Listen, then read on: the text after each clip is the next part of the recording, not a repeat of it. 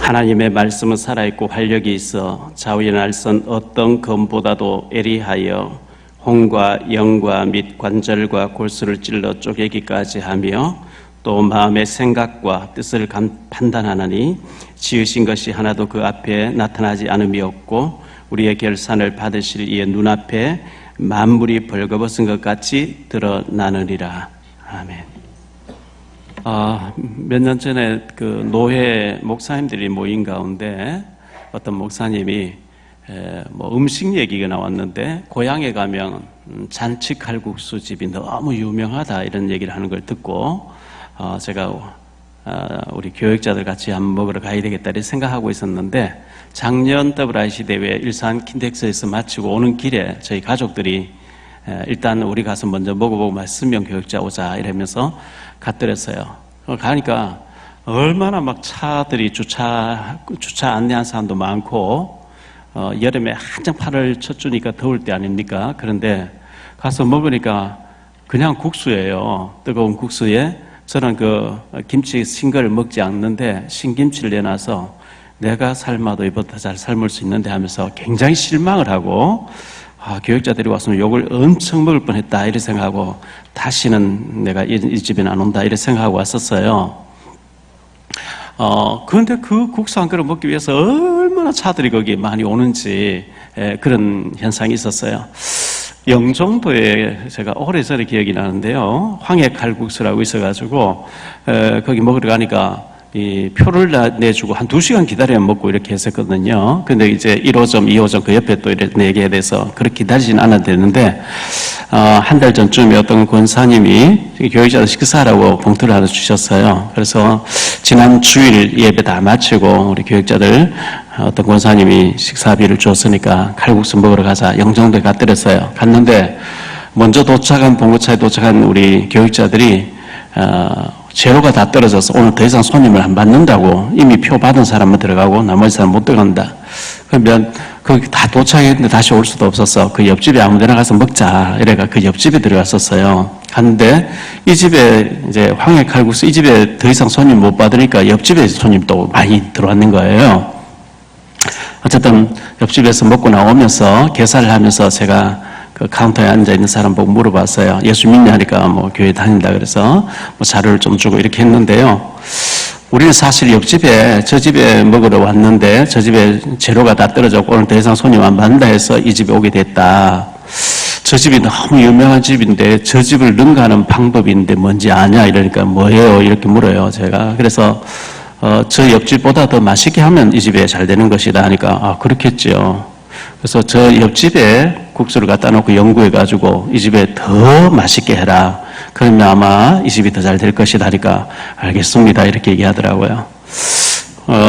우리가 이 맛을 내는 사람, 멋이 있는 사람, 그런 사람 돼야 되겠죠. 저 사람 만나보니까 대화를 좀 해보니까 힘이 나요. 저 사람하고 얘기 좀 해보니까 막 기도하고 싶어져요. 전도하고 싶어져요. 요셉이가 너무 멋있으니까 보디발의 부인이 막 요셉 유혹에 있습니다만은 요셉이가 너무 멋있는 거예요. 멋이 있어야 되겠죠. 마태복음 5장 13절 16절에 보면 너희는 세상의 소금이니 소금이 만일 그 맛을 잃으면 무엇으로 짜게 하리요. 후에는 아무 쓸데없어 다만 밖에 버려서 사람에게 밟힐 뿐이라. 너희는 세상의 빛이라. 산 위에 있는 동네가 숨겨지지 못할 것이요 사람이 등불을 켜서 말 아래 두지 아니하고 등경 위에 두나니 이러므로 집안 모든 사람에게 빛이 있느니라. 이같이 너희 빛이 사람 앞에 비치게 하여 그들로 너희 착한 행실을 보고 하늘에 계신 너희 아버지께 영광을 돌리게 하라. 이렇게 말했죠. 너희는 세상의 소금이다. 소금은 맛을 내는 거죠. 또 부패를 방지하는 거 아니겠어요? 세상에 빛이다 그랬거든요. 어두우면 사람 너희 빛을 보고 와서 살게 하라 이렇게 말씀했습니다. 지난 화요일 날 우리 집중 치유 지역 집중 메시지가 판교 한빛교회에서 있었죠. 유 목사님께서 메시지를 2강을 하셨는데 1강은 치유 전도에 대해서 말씀했어요. 치유에 대해서 박해 속에서도 시대 치유가 일어났고 문명 속에서도 현장 치유가 일어났고 후대 미래 살리는 치유가 일어났다. 치유 참 중요하죠. 그리고 이 강에서는 서밋전도에 대해서 말씀 주셨는데 하나님의 절대 계획, 하나님의 절대 여정, 하나님의 절대 목표 속에 있는 우리들이 하나님의 소원인 세계복음화를 우리가 이루도록 렘넌트를 살리고 해야 되겠죠. 치유의 메시지를 제가 이렇게 묵상을 하면서 모든 그 병의 뿌리가 원인이 스트레스에서 온다 이렇게 얘기를 하죠. 많은 병의 뿌리가 스트레스. 성경 뭐라고 얘기하고 있어요? 범사에 감사라 그러죠. 모든 일에 감사라는 거예요. 그럼 안 좋은 일도 감사해야 됩니까? 그렇습니다. 합력해서 유익되게 하시기 때문에 요셉이가 형들에게 막 미움을 받아서 구덩이에 던져 넣어서 죽을 뻔하다가요. 지금처럼 뭐 인터넷이 있습니까? TV가 있습니까? 전화가 있습니까? 뭐한 외부로 팔려 노예 제도가 있으면 노예로 팔려가면 끝이거든요. 요셉이가 팔려가고 완전히 그 발에 착고가 채워졌고 허리에는 그 쇠사슬로 묶여져 있는데 감사가 나오겠습니까? 그런데 지나놓고 보니까 하나님이 애굽을 살리라고 하나님 미리 보내셨대요. 과정에서는 분명히 불행한 것 같고 안 좋은 것 같고 어쩌다 재수 없이 이런 것 같은데 하나님이 엄청난 계획 가지고 보내셨단 말이죠. KBS에 기자로 계시다가 장로님이신데 이분이 이제 보도국장을 하셨어요. 제하고 아주 가까이 지낸 한재호 기자님이 계시는데 한 집사님 좀 보도국장 안 되나 하니까 목사님 검찰이 막 수백 명이 있지만 총장은 검찰총장 한 명이래요. 기자가 KBS 700명인데 보도국장 한 명이래요. 이제 그런 얘기하는 그 비유를 들더라고요. 내가 국장이 안 돼서도 하나님 앞에 잘 쓰임받으면 됩니다. 이런 얘기는. 근데 보도국장까지 하신 김인영 기자 지금 은퇴를 했어요. 장로님이신데요. 이분은 우리 모임에서 이렇게 얘기할 때 보면 성경에는 예수님 부활하시고 났는데 제일 먼저 제자들 만나서 너에게 평강이 있을지어다 이렇게 얘기하셨죠. 평강, 평안 이렇게 얘기하는데 세상에는 편안이라고 얘기해요. 편안. 이번 라디오 뉴스 2시 이런 거 이제 뉴스 끝날 때 여러분 오늘 또 남은 시간에 평강이 있기를 바랍니다. 이렇게 성경적인 용어를 쓰려고 애를 쓰시는 그런 장로님이시거든요. 그분이 책을 냈다고 이렇게 보내왔어요. 보니까 받은 복을 세어보아라. 우리가 불평거리, 원망거리, 기분 나쁜 거 안 좋은 거 셀 수 없을 많이 이제 비교급으로 하면 막 많겠지요. 남편도 불평, 자녀도 불평, 교회도 불평 많을 거예요. 반대로 감사거리 한번 찾아보세요. 이것도 감사하고 저것도 감사하고. 헬렌 켈러라는 사람이 실명되고 기머거리가 되어지죠. 보지 못하고 듣지 못하는데 설리번이라는 사람이 계속 이렇게 양육을 해줍니다. 하버드 대학 나오고 한국도 왔다 갔죠. 이분은 단 3일만 볼 수 있다면 이런 책을 냈죠. 여러분, 우리는 보는 것 감사 모르잖아요. 실명된 사람에게는 3일만 볼 수 있다면 우리 감사거리 찾으면 감사할 일이 너무 많이 있거든. 성경은 범사에 감사하라. 우리가 저 아프리카에 태어나지 않은 감사하고 저 회교권 무슬림 이슬람권에서 태어나지 않은 감사, 북한에 태어나지 모든 게 감사거리 아니겠어요? 말씀 가운데 깊은 기도 속으로 들어가라. 깊은 말씀 속으로 들어가라. 깊은 음식을 먹으라. 깊은 운동을 해라. 깊은 호흡을 하라. 만일 여러분이 죽을 병이 걸렸다고 하면 깊은 기도 속으로, 깊은 말씀 속으로, 깊은 음식 속으로. 이 깊은 음식이란 슬로우 푸드, 빨리빨리 막 이렇게 하는 것 말.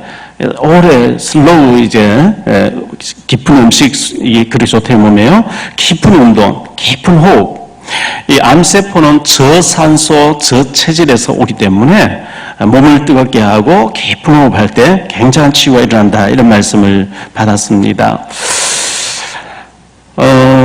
지난 7월 마지막 주에 아프리카 이광진 선교사님 우리 교회에 와서 설교를 하셨죠. 그 설교를 들으시고 아프리카 지역에 2천만 원 정도면 교회당이 세워진다는 얘기 듣고 권사님들이 지금 헌금을 하고 계시는 거예요. 거기 교회당 하나 세우시겠다고. 참 감사한 일이죠. 중직자 가족이 잠시 신방을 갔는데 잠깐 이제 간증을 하는데 보니까 목사님 그 선교사님 얘기 듣고 우리 애가 중학교 다니는데 용돈을 주면 용돈을 안 쓰고 전부 아프리카 교회 짓는다고 다 헌금을 하고 있다는 거예요. 아, 그렇구나. 선교사님 그냥 오셔서 설교하고 가는 줄 아는데 거기서 누군가는 지금 응답받고 있는 거 있죠.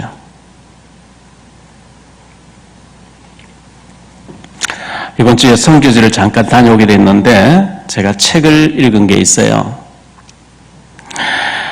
저자는 강은경이라는 사람인데요. 이 사람이 결혼했다 실패하고 몇 년 살다 헤어지고 남편과 애들은 뭐 미국에 가 있는 것 같고 한데 나이가 이제 어느덧 50이 넘었다는 거예요. 그래서 노안 이제 막 글이 잘 안 보이. 이분이 아마 국문학과를 나온 것 같고 작가가 되겠다고 글을 써가지고 신문사에 신춘문에 작가 되기 위해서 합격하기 위해서 계속 글을 넣었는데 계속 떨어져서 지금 나이가 50이 넘도록 계속 떨어졌다는 거예요. 절망이 되겠죠. 눈두가지 어두워지니까 작가하는 걸 포기하고. 근데 이분이 이제 책을 많이 보겠죠. 작가 하려고 하다 보니까 아이슬란드라는 나라가 있는데 거기에는 국민 모두가 작가래요. 그래서 이분이 배낭을 메고 돈 300여만 원을 만들어가지고 71일 동안 배낭 여행을 하면서 그분이 책을 냈는데 그 책 제목이 아이슬란드가 아니었더라면 이런 책을 냈어요. 그 책이 또 이제 신문에 날 정도로 이제 유명한 작가의 반열에 오르게 된 거죠. 아이슬란드가 아니었다면. 여러분 빨리 응답 안 된다 낙심하지 마시고 모세는 80세가 되도록 응답이 없었어요. 누가 봐도 모세는 인생이 실패되는 사람 같았어요. 처갓집에 양 몇 마리를 돌보고 있는 그런 사람이었는데 뒤늦게 응답 오는데 모세만큼 응답받는 사람이 없어요.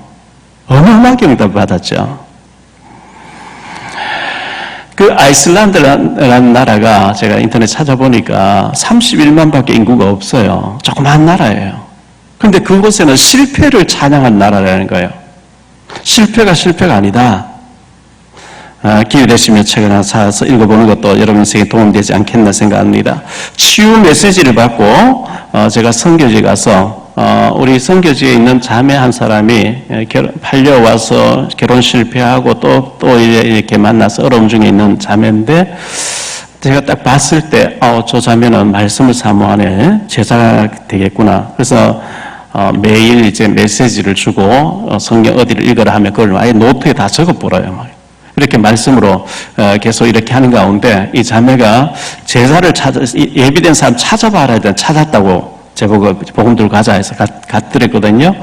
많은 시간을 걸려서 장시간 새벽 4시에 출발해서 낮 12시쯤 도착하고 이제 잠시 이제 말씀을 전하고 했는데 17살에 팔려와서 22살 됐고 남매를 뒀는데 남편은 건강이 안 좋고 집에서 놀고 있고 가난하고 이러니까 잠을 못 자고 우울증이 오고 이렇게 하겠죠. 그런 것을 이렇게 그 선교지에 있는 나라에 뭐 어떻게 올렸는데 이 자매가 보고 이제 복음을 얘기하게 됐고 가서 이제 복음을 전하기 너무 기쁘게 복음을 받아들이고 제가 신앙 서적과 여러 가지 이제 성경책을 전달하면서 쭉 얘기를 해줬습니다. 군뱅이처럼 살지 말고 나비처럼 바뀌어져라. 군뱅이는 지나갈 토끼가 밟아버려 배가 터질 뻔하고 조금만 돌 하나도 큰 산이 되는 것이고 군뱅이 입장에서는 또랑물 시계처럼 또랑물도 홍수다. 좀 고통스럽지만 집을 짓고 날개 달고 확 나오게 되면 사자나 호랑이 따라와도 괜찮고 절벽도 날아버리는데 강물도 날아버리면 되는데 그 갱신을 싫어하고 평생을 군뱅이로 사는 사람이 있는가 하면 나비로 갱신해서 멋있게 사는 사람이 있다. 복음을 진짜 받으면 그리고 성경을 10번 읽으면 나비처럼 바뀌어진다 하니까 이 자매 입장에서는 얼마나 거기서 힘이 되겠어요. 팔려온 지 5년이 넘었는데 한글과 관련된 책은 한 번도 본 적이 없고 절망 속에 있다가 하나님이 계시다는 것과 하나님이 목사가 찾아왔지 목사가 온 게 아니고 하나님 보내서 이렇게 전달한다. 얼마나 희망이 되겠어요. 막 눈동자 살아나는 거죠. 또 다른 지역에 자매님이 팔려와가지고 살고 있는데 교통사고 당해서 유산이 되고 그다음부터 아기가 안 들어서고 뼈가 부러지는 가운데 이렇게 그 이후에 나이가 벌써 50대에서 어린 아이 하나를 양자 삼아서 이렇게 양녀 삼아가지고 키우고 9개월 된 아이를 키우고 있었는데 역시 찾아가서 복음을 설명하고 복음을 주고 그게 치유가 되는 거거든요. 진정한 치유는 주님을 인격적으로 만나고 그분에게 내 모든 것을 맡길 수 있을 때, 전에는 이것도 불평 저것도 원망 모든 게 불평이었는데 감사가 될 때 굉장한 치유의 역사가 일어날 줄 믿습니다. 오늘 말씀 마음의 생각과 뜻을 살피시는 하나님인데요. 지난 10월 3일 날 대구 하나교회에서 북한 선교 1일 세미나가 있었습니다. 제가 이제 강의도 들었고 우리 탈북민들이 가서 이제 간증도 하고 이렇게 했죠. 화장실에 잠깐 들렸는데 그 화장실에 가서 보면 성경 구절을 이렇게 소변기 앞에 이렇게 걸어놨잖아요. 걸어놨는데 늘 아는 메시지고 저도 늘 인용하는 메시지니까 바로 히브리 4장 12절이거든요. 하나님의 말씀은 살아있고 활력이 있어. 전에 성경 보면 운동력이 있어. 요즘 성경에는 활력이 있어 이랬는데요. 좌우의 날선은 어떤 검보다도 더 애리하여, 칼은 한쪽에 날이 써 있는데 양쪽에 다 칼이 날이 써 있으니까 왔다 갔다 하면 다 역사가 일어난다는 말이죠. 혼과 영과 및 관절과 골수, 혼과 영은 보이지 않는 정신세계, 영의 세계를 말하는 거죠. 관절과 골수는 육신의 부분입니다. 우리가 아멘이나 믿어질 때, 영에 전달되어 이게 내 신경세포를 또 뼈마디까지 연결되어 있는데 육신의 부분까지도 치유가 일어나고 굉장한 역사가 일어난다는 것을 이 말씀은 우리에게 보여주는데요. 그 12절 하반절 부분의 끝부분에 보니까 하나님은 우리의 마음의 생각과 뜻을 판단하신다. 행동 이전에 마음과 마음의 생각과 뜻을 달아보신대요. 이 말씀이 늘 제가 인용하고 늘 생각하는 말씀인데 그날 다시 한번 이렇게 가만히 읽어보는 가운데 이 끝부분의 말씀 제 가슴 탁 부딪히는 거예요. 하나님은 불꽃 같은 눈으로 우리 살피시는 분, 계시록 2장 18절에요. 불꽃 같은 눈으로 살피시는 분인데 어떤 행동 이전에 우리의 마음의 생각이 어떠한지, 뜻이 어떤 뜻을 정하고 살아가는지 그것을 달아보신다는 거예요.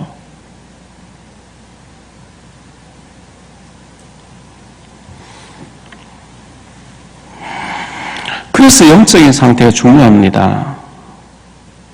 여러분 어떤 큰 문제를 만났으니 그 문제의 시작될 때 내 영적인 상태가 어떠냐, 그게 중요해요. 그걸 사탄이 파고 들어온 거거든요. 그래서 먼저 생각할 말씀은 중심을 보시는 하나님인데요. 하나님은 우리의 중심을 살피신데요. 야곱이라고 하는, 창세기 보면 야곱이라는 사람이 나오는데 그의 새 이름이 이스라엘이죠. 이 야곱이 12아들을 낳게 되잖아요. 네 번째 아들이 유다라는 아들이 있습니다. 이 유다가 창세기 38장에 나오는데 2절로 5절에 보면 유다가 가나안 족속에게로 가서 여자 하나를 취해왔는데 가나안은 저주받은 백성이거든요. 그렇게 요즘 말로 하면 예수 믿는 사람이 예수 잘 믿는 사람 만나서 결혼한 게 아니고 그냥 불신자 못지 마음이라도 이쁜 여자를 데리고 와서 한 거 한 가지예요. 그래서 유다가 거기서 가나안 사람 수아라 하는 사람의 딸을 취하여서 그를 데리고 동침하며 그가 임신하여 아들을 낳으며 유다가 그의 이름을 엘이라 하니라. 그가 다시 임신하여 아들을 낳고 그의 이름을 오난이라 하고 그가 또 다시 아들을 낳은 그의 이름을 셀라라 하니라. 그래서 엘과 오난과 셀라를 낳았는데 이제 애들이 자라서 네가 알아서 결혼해라. 이러고 아버지 가서 또 다말이라는 여자를 데려와서 큰아들하고 결혼을 시켜줬는데 이 엘이라고 하는 큰아들이 하나님 앞에 악하니까 하나님이 데려가 버렸대요. 죽였대요. 그래서 아들이 죽으니까 둘째 아들을 이제 오난을 이제 며느리에게 주면서 네가 형수를 임신시켜서 형의 이름으로 대를 이어가게 해라. 근데 이 아이를 낳아봐야 내 아이가 안 된 줄 알고 땅에 설정함으로 그게 악해서 하나님이 엘도 또 데려갔다, 오난도 또 데려갔다는 거예요. 그래서 이 유다 입장에서는 이 며느리가, 이 다말이라는 여자가 어찌해서 아들만 주면 죽이냐. 이 여자가 문제 있구나. 너 친정이가 있어라. 내가 막내는 아직도 어리기 때문에 줄 수 없다. 잘하면 주겠다. 그런데 이 다말이 남편이 죽어서 재혼하는데 아무 문제 없어요. 근데 시댁에 가보면 너무 문제가 많이 있으니까 결혼하지 않고 기다리고 있다가 누가 소문이 보니까 시아버지가 양털 깎고 있는데 거기에 종들에게 축복하기 위해서 온다는 말 앞을 지난다는 얘기 듣고 다말이 얼굴을 가리고 창녀가 지나가 있다가 시아버지 유다가 지나가다가 보니까 그 부인도 이제 죽었고 외롭한 가운데 당신 뭐하는 사람이 저 몸 파는 여자입니다. 이래가지고 동침을 해서 이제 애를 임신을 해서 상둥이를 낳았는데, 이 유다 입장에서 보면 자기 며느리를 창녀인 줄 알고 동침해서 아이를 낳았던 굉장히 실수가 많은 유다였는데, 이 유다는 요셉을 형들이 죽이자 할 때 살리려고 했었어요. 분위기가 완전히 죽일 분위기. 그래서 우리가 우리 동생을 죽인 데 무슨 유익하겠냐고 돈을 받고 팔아서 우리가 돈 쓰자 이러면서 살리려고 팔았거든요.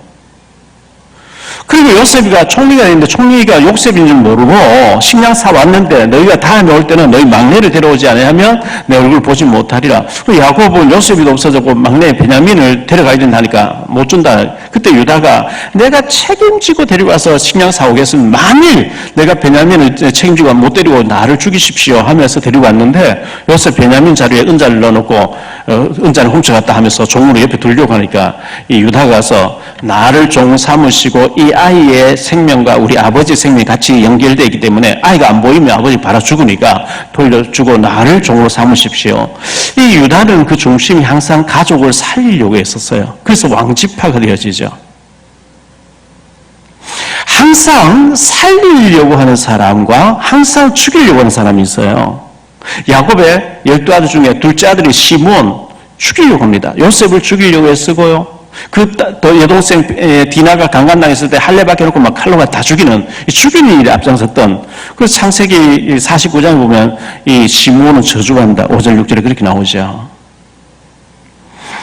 저와 여러분은 어떤 경우에든지 살리는 데 쓰임받는 축복의 사람 되기를 축원합니다. 그래서 이 유다가 왕지파가 되어져요. 다윗도 이 유다 지파를 통해서, 예수님도 이 유다 지파를 통해서 오시게 되는 살리려고 애쓰는 사람이었어요. 창세기 37장에 보면 요셉이라는 사람이 나오죠. 이 요셉이가 언약을 꿈으로 붙잡은 사람이죠. 얼마나 기도했던지 꿈에 보일 정도로 기도했습니다. 창세기 39장 1절 23절에 보면 요셉이가 누명 쓰고 감옥에 가게 됩니다. 죄를 짓지 않으려고 하다가 보디발의 아내가 저 히브리 종이 나를 거탈할 때 소리 지르니 옷을 벗으면 도망갔다 이 누명 씌워버리니까 저 같으면 억울합니다. 온갖 얘기 다 했을 텐데 요셉이가 그 누명 쓰고 감옥 가서 무기수가 되어지는데 거기에 대해서 당신 부인이 나를 유혹했다 이런 말 한마디도 안 해요. 이 보통 그릇이 아니죠. 그러나 요셉의 중심에는 하나님이 살아계시고 하나님 보고 계시라. 이게 딱 돼 있는 거예요. 총리가 됐습니다. 인격이 모자란 제 같으면 제일 먼저 총리 되고 난 뒤에 보디발 이리 와봐. 네 마누라 데려와. 나를 뭐 누명 쓰여서 감옥 보냈지. 이리 나올 텐데 요셉은 그렇게 안 해요. 왜? 하나님이 보내셨다는 거예요.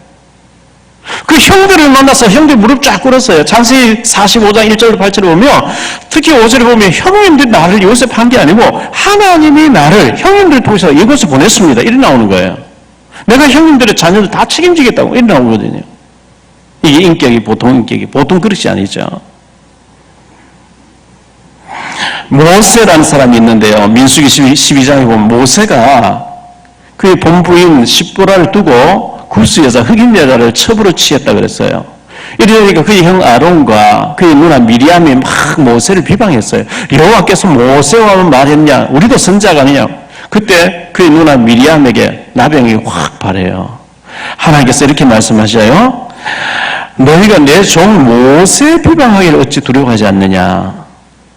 내가 모든 선자들에게 환상으로나 이상을 보여줬지만 모세하고 내가 직접 대면해서 내가 말하는데 너희가 내 종 모세 비방하기 어찌 두려워하지 않냐 이렇게 말씀하셨죠. 이 모세는 민수기 12장 3절에 보니 이 사람 모세는 온유함이 주변의 모든 사람보다 더하더라 이렇게 말씀했습니다.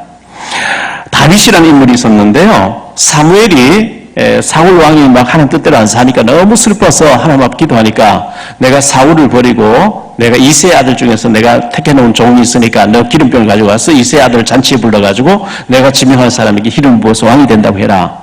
이래서 사무엘이 베들레헴으로 가서 이세를 청했죠. 네 아들들을 불러와라. 첫째 아들 엘리압을 보고 참 잘생겼구나. 과연 여호와께서 이렇게 멋있는 사람을 준비해놨구나 하고 기름병을 왕으로 삼으려고 하니까요. 너는 왜 외모를 보느냐. 나는 이미 그를 버렸어. 그 사람 아니야. 둘째, 셋째 다 지나갔는데 7명 지나가는데 아니라는 거예요.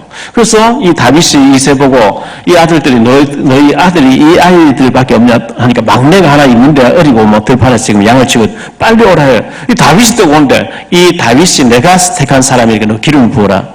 하나님이 그때 사무엘상 13장 7절에 보면 사람은 외모를 보거니와 나 여호와는 중심을 보나니 이렇게 말씀하고 있어요.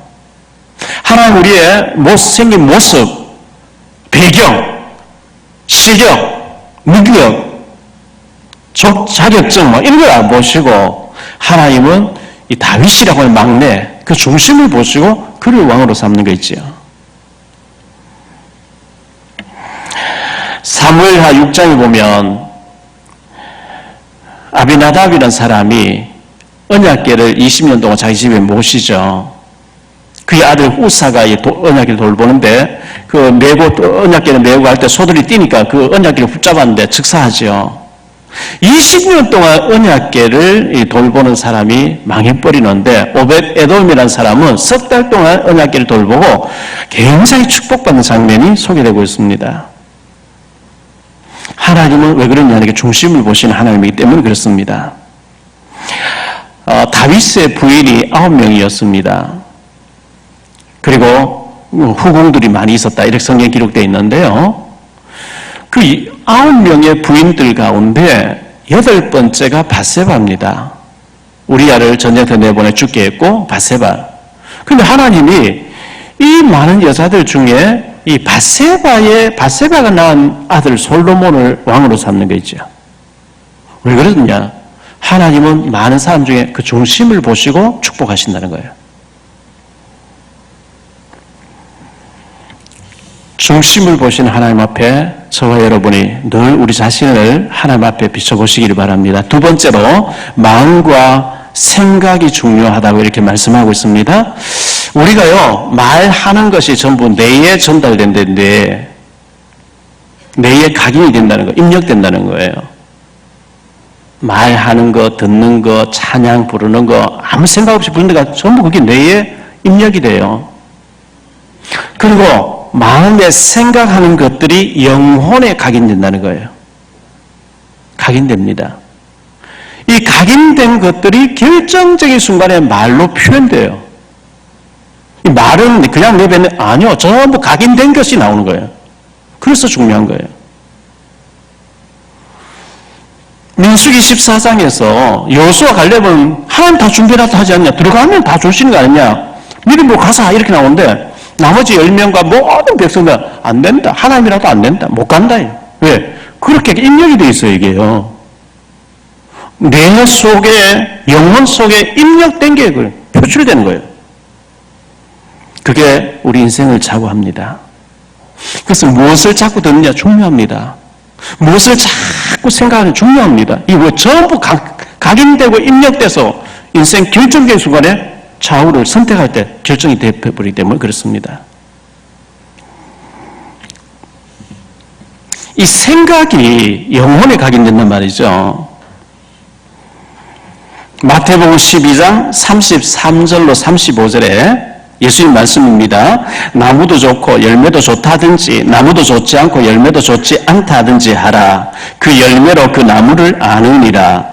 독사의 자식들아 너희는 악하니 어떻게 선한 말을 할 수 있느냐.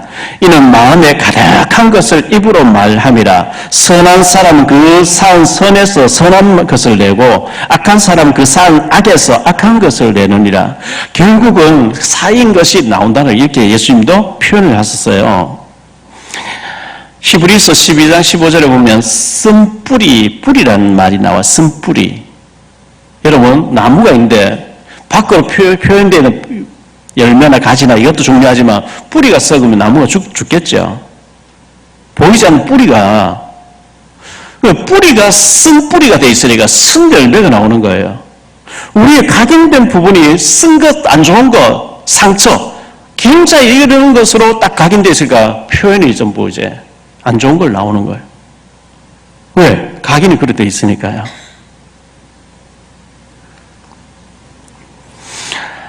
빌립보서 1장 20절 21절에 사도 바울은 이렇게 고백합니다. 나의 간절한 기대와 소망을 따라 아무 일에든지 부끄러워하지 아니하고 지금도 전과 같이 온전히 살든지 죽든지 내 몸에서 그리스도가 존귀되기를 원하노니 죽는 것도 유익함이라. 복음에 유익하다는 바울은 차라리 죽고 싶다. 여러분, 생명이 중요하지 않습니까? 바울은 복음이 유익하다면 죽는 것도 좋다. 이렇게 표현을 했습니다. 주기철 목사님은 일사각오. 복음에서 어차피 한 죽는 거 복음에 죽겠다는 거예요. 이인보라는 사람이 6.25 전쟁 때 종군 기자로 북한에서 왔습니다. 잡혔습니다. 34년 감옥 생활했습니다. 자수한다고 전향한다고 한마디만 살길 다 주겠다는데 자기는 자수 안 한대요. 전향 안 한대요. 난 죽어도 김일성이라는 거예요. 죽어도 공산주의 지체사상이라는 거예요. 김영삼 정권 때 휠체어 타고 병들어 죽으니까 인도주의 차원에서 38섬 따라서 농가 보내줬는데요. 그 사람은 완전히 각인된 게 주체예요. 공산주의 사상이에요. 자유도 필요 없고 풍요도 필요 없고 나는 오직 공산당을 위해서 김일성을 위해서 죽겠다 이래 된 거예요. 각인된 게 그렇게 나온 거죠. 대도 조세형이라는 사람이 있었죠. 이 사람이 막 강남에서 부잣집 털어서 다른 사람 막 남아주고 이래서 의인 대도 조세형 이랬었는데요. 그때는 CCTV가 없을 때 막 부잣집 털었어요.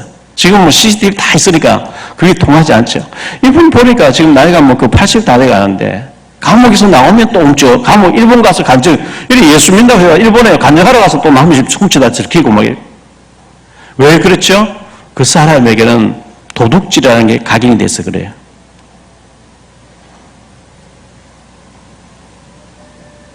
하나님은 우리의 생각을 살펴보시는 하나님이라고 말씀이 있는데요. 생각은 하루에 몇 번 할까요? 주로 이런 얘기하죠. 저 인간은 방구석에 들어앉아 5만 가지 생각 다 한다. 5만 가지 생각한대요. 하루에 5만 가지 생각하려면 얼마나 많은 생각이 막 스쳐 지나가겠죠. 5만 가지 생각을 다 하니까요. 여러분은 어떤 생각을 주로 많이 하십니까? 돈. 대부분 사람들이 돈. 눈 딱 뜨면서 돈. 잠들 때가 돈 하나 돌지 않는 게 다행이죠. 이 돈을 영어로 money라 그러죠. money 해도 money가 제일이야. 돈을 쫓으면 안 되고요. 하나님이 복음을 쫓으면 돈은 따라오게 하시겠대요. 할렐루야. 돈은 따라오게 해야 돼요. 어떤 사람은 마약, 어떤 사람 도박, 어떤 사람 알코올, 어떤 사람 음란, 뭔가에 각인된 대로 그 생각에 꽉 잡혀 살아요. 생각, 행동이 나와버려요. 행동, 습관이 되죠. 운명을 결정해요.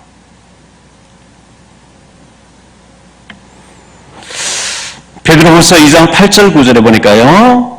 무법한 자들의 음란한 행실을 말미암아 고통당하는 의로운 롯을 건지셨으니 이는 이 의인이 저 불법한 행실을 보고 들음으로 그 의로운 심령이 상함이라.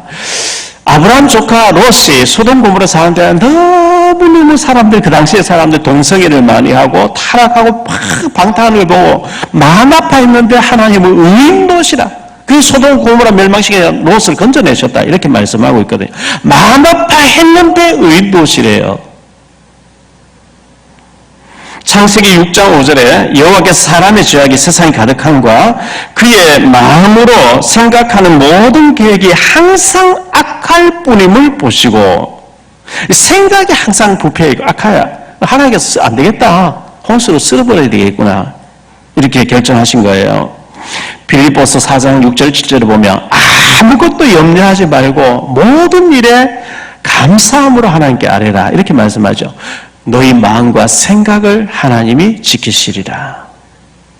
우리가 생각이요, 하나님의 생각에 붙잡혀서 하나님이 주시는 말씀을 묵상하고 하나님이 중요시하는 것을 늘 중요시하면 우리 인생이 복이 되게 돼 있고, 요한복음 13장 2절에 마귀가 가룟 유다의 마음에 예수 팔려는 생각을 넣었더니 마귀가 주는 생각, 마귀가 보여주는 보암직, 먹음직, 탐스러운 것에 우리가 각인돼 버리면 멸망의 길로 가는 거예요. 우리의 생각이, 우리의 마음이 성령에 사로잡힌 바가 되시기를 축원합니다. 세 번째로 생각할 말씀은요, 하나님 뜻을 달아보신다 이랬거든요. 뜻, 삶의 목표겠죠. 나는 돈 많이 벌어서 그림 같은 집을 짓고 여행을 다니다 죽어야 되겠다, 그런 뜻을 정한 사람도 있겠죠. 나는 오직 돈 벌어서 선교해야 되겠구나, 하나님 기뻐하시겠죠. 뜻이 어디에 정해져 있는지 참 중요해요. 하나님은 우리의 어떤 행실보다 그 기본에 바탕되는 뜻, 어떤 뜻을 가지고 저 사람이 저렇게 공부하냐, 어떤 뜻을 목표를 가지고 저 사람이 저렇게 노력하냐, 뜻을 본다는 거예요. 생각을 보시고 뜻을 달아보신다는 거예요. 다니엘서 1장 8절 9절에 다니엘은 뜻을 정하여 모든 우상의 제물을 먹지 아니할 뜻을, 바벨론의 포로로 끌려간 다니엘의 뜻을 딱 정했대요. 뜻을 정하니까 하나님 그 뜻을 받아버리고 하나님 지키시고 환난자의 의리를 받게 하시고 다니엘이 구하는 건 모두 다 성취되도록 하나님, 그 다니엘을 얼마나 하나님 그 뜻을 정한 다니엘을 하나님 축복하셨는지, 느부갓네살, 벨사살, 다리오, 고레스, 바벨론이 지금 이라크라는 나라에 이 다니엘이 포로 끌려갔는데 내 정권이 바뀐 동안에 70년 동안 총리로 있는 거 있죠. 다니엘이 뜻을 딱 정하고 나는 죽어도 우상 숭배하지 않겠다, 하나님 복음을 위해서 내가 살겠다, 딱 뜻을 정하니까 하나님 그 인생을 그렇게 축복해버린 거예요. 모르드게라는 사람이 페르시아, 지금 이란이라는 나라에 포로로 끌려갔어요. 그게 사촌 여동생인데 딸같이 키웠어요. 에스더. 모르드게가 하만 총리에게 지나갈 때 왕이 명령해서 다 절하라, 절을 안 해요. 그걸 또 고발해서요, 하만이 지나면서 보니까 딱 경비실에 있는 사람 딱 고개를 빳빳 들고 있는 사람, 다른 사람 다 엎드리는데, 그래서 누구냐, 유다인 다 죽이라 이래 나오죠. 그러면 모르드게가 거기서 뭐 절 좀 한다고 나 제지 우상 앞에 절하면 안 되지, 뭐 살아있는 사람이 뭐 절하는 건데, 그래서 성경이 괜찮은데 왜 그렇게 절하지 않았냐. 출애굽기 17장 8절로 16절에 보면 이 아말렉, 이 하만은 아말렉 후손이래요. 하나님이 아말렉 영원히 저주한다 그랬어요. 하나님이 저주한 백성이 내가 하나님 자녀로서 저 자존심이 있고 자긍심이 있지 내가 전할 수 없다. 전하지 않아서 그 민족이 다 죽게 되는데 하나님이 상황을 뒤집어 버리죠. 에스더가 죽으면 죽으리라 하고 왕 앞에 나갔는데요, 하만이 그 장대 대신 달리고 하만의 자녀들 다 죽게 되면서 완전히 상황이 바뀌어버립니다. 뜻을 정하니까 하나님이 그 민족을 다 살리도록, 그리고 하만 총리를 폐위하고 그 자리에 모르드게가 올라가도록 하나님 그렇게 바꿔버리거든요. 뜻을 정하니까.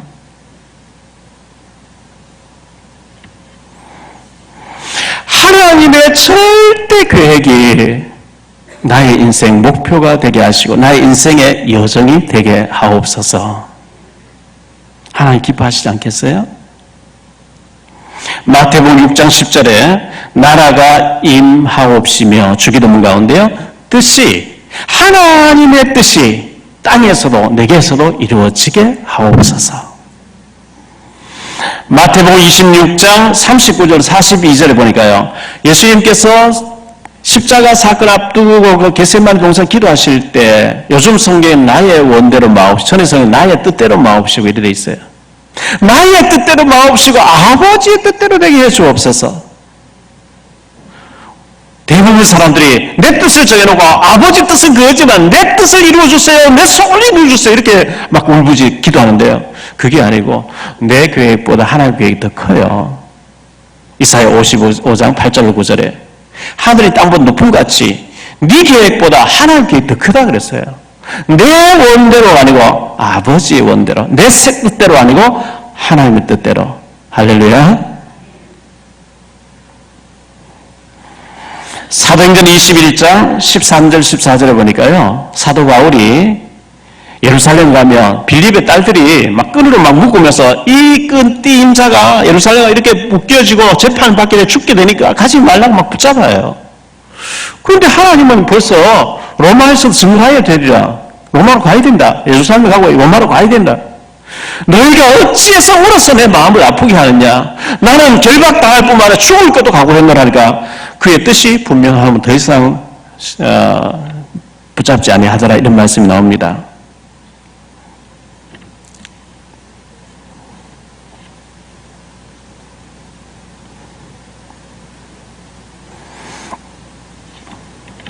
여러분은 어떤 뜻을 가지고 살아가고 있습니까? 바울은 사도행전 9장 15절에 오직 이방인들이 복음 듣게 하는 이방인 선교에 자기 생을 드리기로 뜻을 정했습니다. 베드로는 유대인들에게 복음 전하는 것을 자기 평생의 소원으로 삼았습니다. 록펠러라고 하는 가난한 청년이 미국이 1900년도에 막 일어날 때 하나님 제게 경제를 주셔서 전 세계에 선교하도록 경제를 주십시오. 하나님 세계 최고의 재벌 되도록 록펠러를 축복했습니다.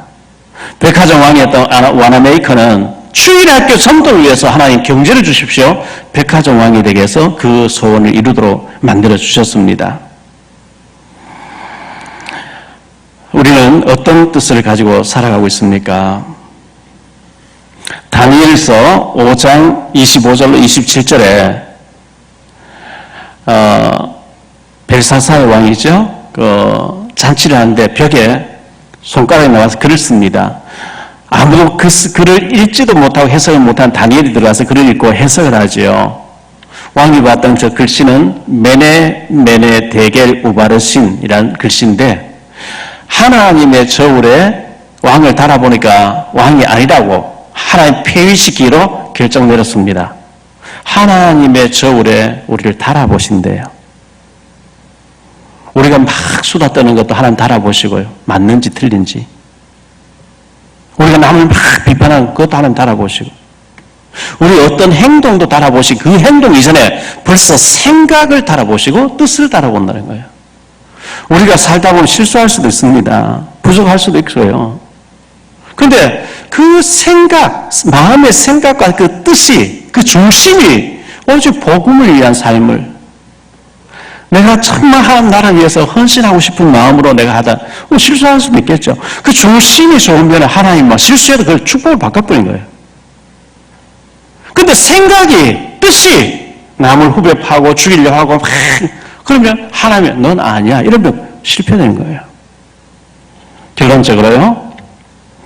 중심이 중요합니다. 하나님은 외모를 보시지 않고 학벌 보는 것도 아니고 스펙 보는 것도 아니고 자격증 보는 것도 아니고 배경 보는 것도 아니고 하나님 우리의 중심을 보신대요. 하나님의 말씀을 살아있고 하나님 살아계시니까요. 하나님 이 기록된 말씀을 통해서 하나님 기록을 이렇게 놓고 하나님 다르게 행동할 절대 그런 거 아니고 이 기록된 말씀대로 하나님 행하신 분인데 하나님 살아계신 말씀도 살았다는 거예요. 좌우의 날선 어떤 것보다 더 예리하게 하나님 말씀은 성취되고 있는데 우리의 혼과 영과 및 관절 골수를 찔러 쪼개기까지 하시는 하나님이 마음의 생각과 뜻을 판단하신다 그랬어요. 내 마음의 생각이, 내 삶의 뜻이, 인생 목표가, 삶의 목적과 이유가 나는 하나님 나라와 복음 전하는 일에 선교를 위해서, 렘넌트를 위해서, 복음을 위해서 내가 살아야 되겠다. 이래 돼버리면 좀 실수가 있고 좀 우리가 뭐 잘못할 수도 있잖아요. 그거를 하나님 축복으로 바꿔버립니다. 그런데 생각이 틀려있고 부패되어 있고 뜻이 잘못되어 있으면 잘하려고 해도 하나 자꾸 축복이 아니고 자꾸 때리시겠죠.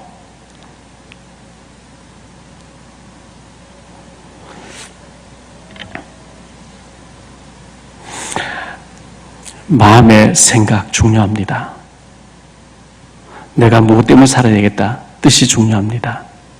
하나님 앞에 축복받을 수밖에 없는 그런 뜻을 정하시고 늘 그 뜻에 늘 마음을 쏟으심으로 우리의 열왕기상 2장 4절에 보니까요. 네가 어디로 가든지 무엇을 하든지 하나님이 형통하게 하실 것이라. 이런 축복이 저와 여러분에 있어지게 되기를 예수 이름으로 축원합니다.